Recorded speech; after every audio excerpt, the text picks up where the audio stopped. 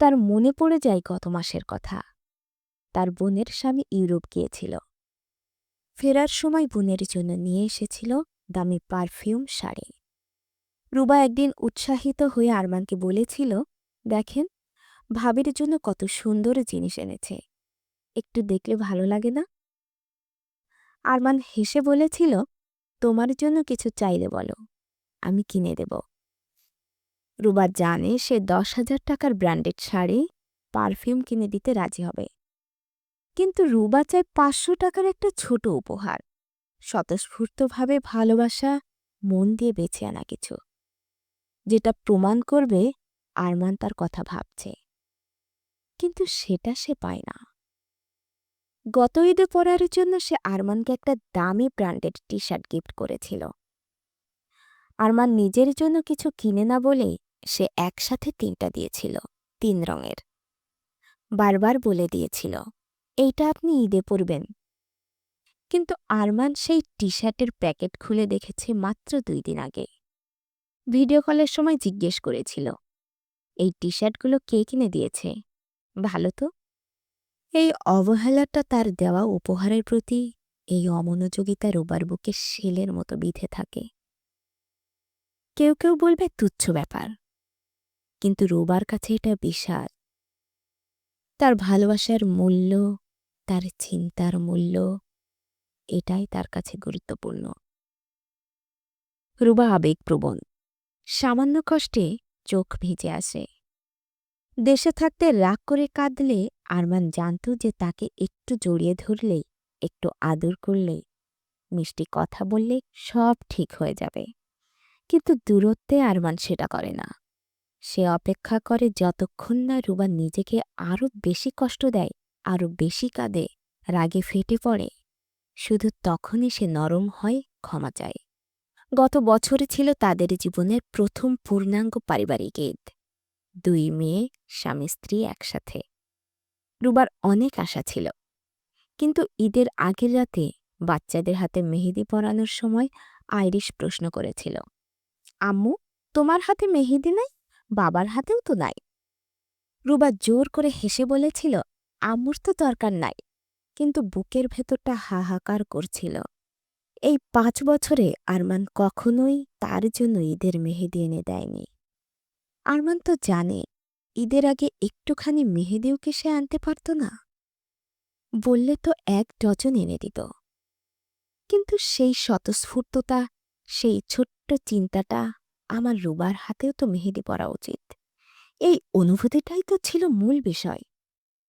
এটাও কি তুচ্ছ? রুবার কাছে ছোট ছোট জিনিসগুলোই বিশাল, কারণ তার চাহিদা খুব সাধারণ। অন্যদের মতো দামি শাড়ি, জুতো, গয়না তার দরকারে নেই। বিয়ের আগে ব্র্যান্ড ছাড়া শাড়ি, জুতো পরত না সে, পছন্দ হলেই কিনে আনত। এখন সুতি সালোয়ার কামিজ কিনতে পারলেই খুশি।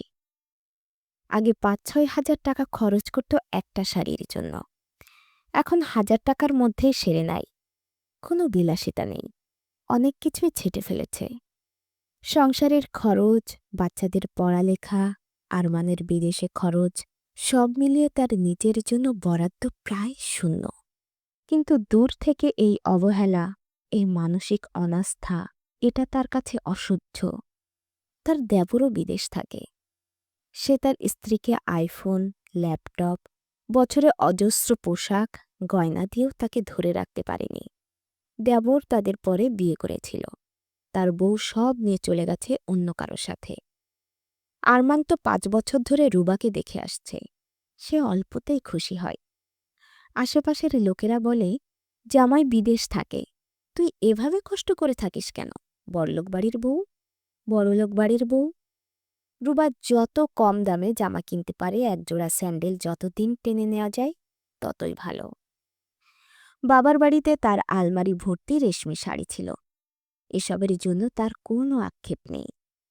সে শুধু চায় আরমানের যত্ন, ভালোবাসা, একটুখানি খেয়াল। আরমান তাকে ভালোবাসে, রুবা তা জানে, অন্তত সে বিশ্বাস করতে চায়। কিন্তু তার মুখে শোনা কথাগুলো, তার মিথ্যেগুলো, তার অবহেলাগুলো কলিজা ফাটিয়ে দেয়। এই কথা কাউকে বলতে পারে না। মায়ের কাছে বললে মা বলেন, সব স্বামীই এমন, সহ্য করো। বান্ধবীদের কাছে বললে তারা হয়তো গল্প ছড়াবে। আরমান নিজেও বুঝতে পারে না কার সাথে তার কোন কথা বলা উচিত। রুবার কোনো ঘনিষ্ঠ বন্ধু বান্ধবী নেই, কোথাও যায় না। মাঝে মাঝে ভাবে আরমানের কাছে আর কোনো কষ্ট অনুভূতি শেয়ার করবে না, দরকারি কথা ছাড়া কিছু বলবে না, নিজেকে শক্ত করবে। কিন্তু সে পারে না। বড় মেসেজ লিখে পাঠালে আরমান শুধু হুম, হা, ওকে বলে শেষ করে। তবুও সে নিজের ভেতরে অনুভূতি ধরে রাখতে পারে না, বলে ফেলে। আবার আফসোস করে, কেন বললাম, কেন নিজেকে ছোট করলাম। কথা না বলেও থাকতে পারে না, রাগ করে ফোন কেটে দেয়। একটু পরেই আরমান মেসেজ করলে নির্লজ্জের মতো আবারও কথা শুরু করে। ব্লক করেও রাখতে পারে না 1 ঘন্টার বেশি। কিভাবে সে আরমানের প্রতি এই আসক্তি, এই নির্ভরতা কমাবে? কিভাবে বোঝাবে যে সে তার জন্য পাগল নয়, শুধু একজন স্ত্রী যে তার স্বামীর সঙ্গ আর খোঁজ চায়? কিভাবে নিজেকে সংযত করবে? রাগের সময় গল্পের মতো মেসেজ না লিখে কিভাবে আরমানের মাথা থেকে এই ধারণা দূর করবে যে সে তার জন্য উন্মাদ? সকালে উঠেই রুবা আরমানকে সালাম দিয়ে মেসেজ দিল, আসসালামু আলাইকুম, ভালো আছেন? গত রাতে রাগ করে বলেছিল আমাকে আর ফোন দিয়েন না, আল্লাহ হাফেজ। কিন্তু সকালে উঠেই অভ্যাসের বশে ভালোবাসার টানে মেসেজ করে ফেলেছে। কতবার সে শপথ করেছে কল করলে কথা বলবে না, কিন্তু প্রতিদিনের মতোই সালাম দিয়েই ফেলেছে। সে কি অত্যধিক প্রত্যাশা করছে? তার চাহিদা কি সত্যিই এতই বেশি?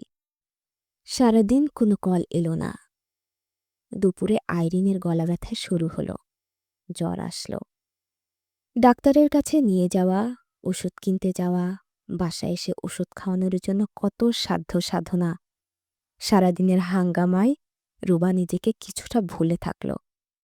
বাচ্চার অসুস্থতা তাকে বাস্তবের কঠিন মাটিতে নামিয়ে আনে। কিন্তু সন্ধ্যায় বাচ্চারা ঘুমিয়ে পড়তেই সেই নীরবতা, সেই একাকিত্ব আবার চেপে বসে। ফোনটা বারবার চেক করে, নেটওয়ার্ক ঠিক আছে তো, ব্যাটারি আছে তো। কিছুক্ষণ পরপর স্ক্রিন অন করে দেখে কোনো নোটিফিকেশন এলো কিনা।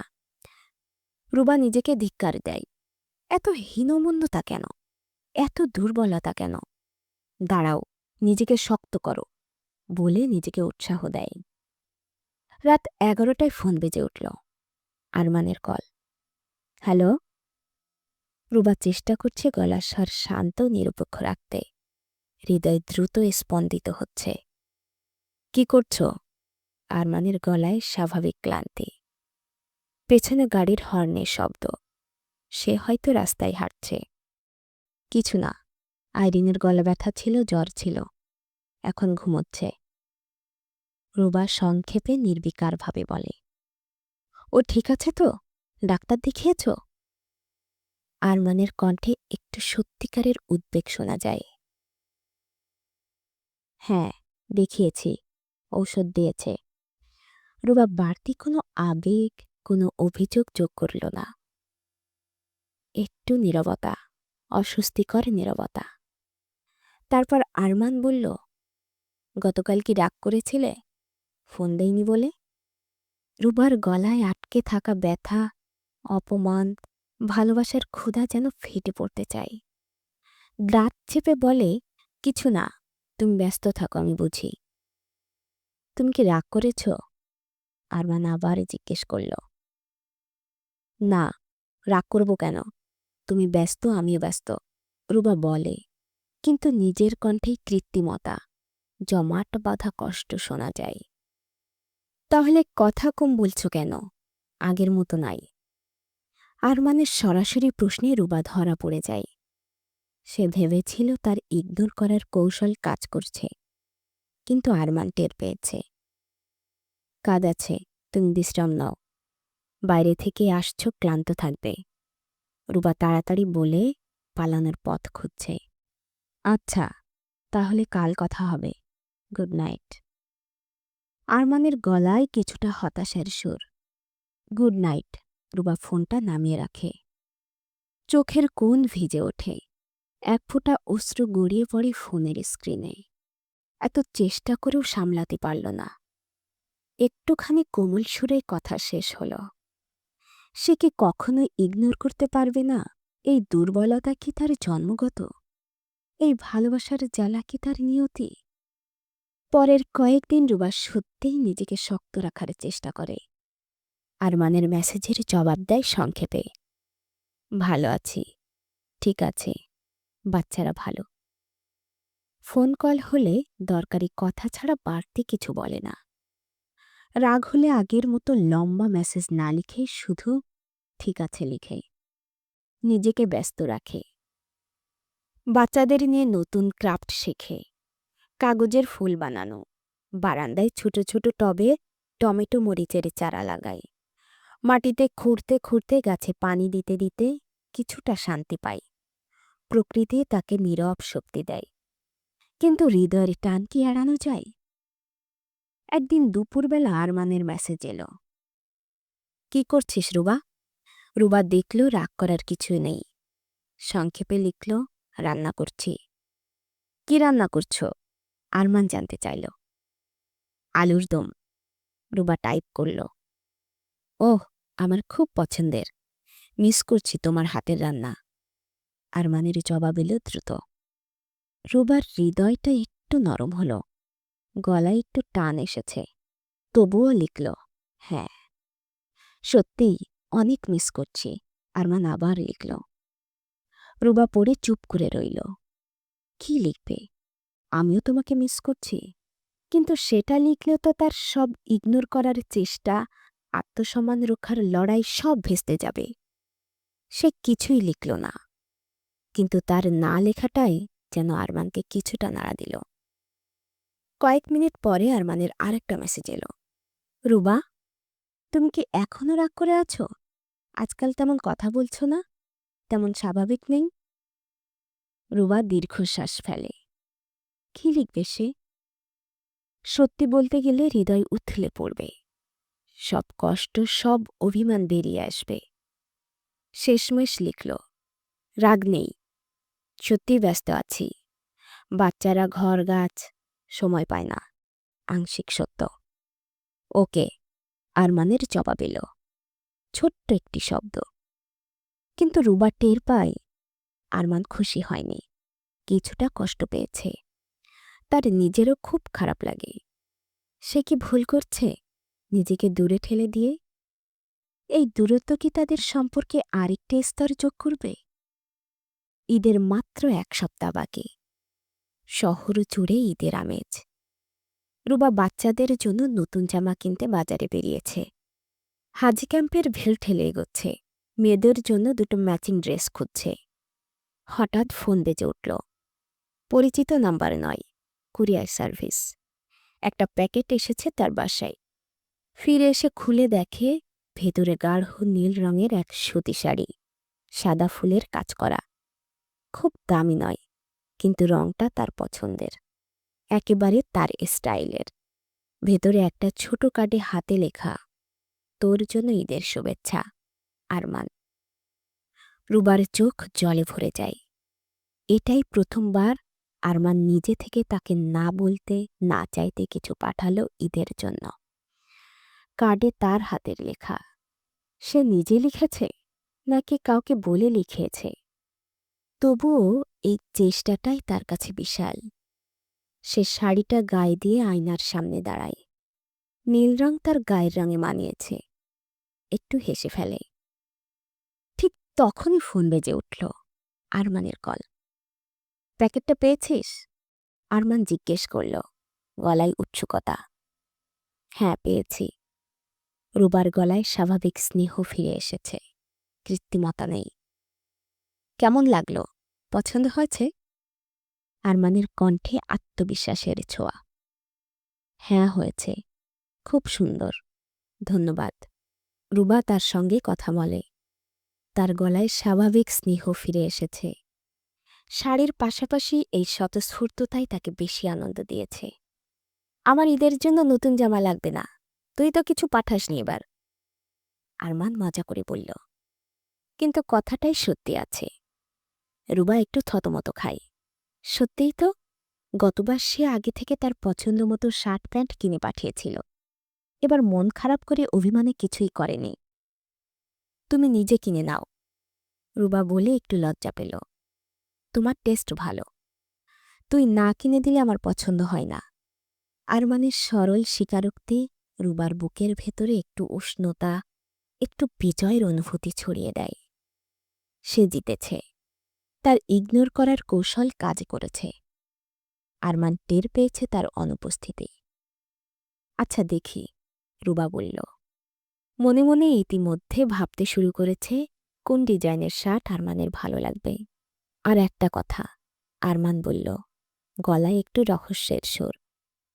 কালকে তোর জন্য আর একটা ছোট প্যাকেট দিলাম, দেখিস পছন্দ হয় কিনা। কি পাঠালে? রুবা জানতে চাইল কৌতূহল থেকে। সারপ্রাইজ, বলবো না এখন। আরমান রহস্য করল। কল শেষ করে রুবা বারান্দায় যায়। দূরের আকাশে আগের চেয়ে আরও বেশি তারা জ্বলজ্বল করছে। তার মনে হয় হয়তো এই দূরত্বের ব্যথা, এই অপেক্ষার যন্ত্রণা কখনোই পুরোপুরি যাবে না। হয়তো আরমান সব সময় তার আবেগের গভীরতা, তার একাকিত্বের ভয়াবহতা পুরোপুরি বুঝতে পারবে না। হয়তো সে নিজেও কখনোই পুরোপুরি পাথরের মতো শক্ত হয়ে উঠতে পারবে না, তার ভালোবাসায় লুকিয়ে রাখতে পারবে না। কিন্তু এই টানাপোড়েন, এই সংঘাত আর মিলন, এই অভিমান আর ক্ষমার চক্রই তো তাদের জীবনের রং, তাদের ভালোবাসার স্বাক্ষর। পরদিন সকালে আরেকটি ছোট প্যাকেট আসে।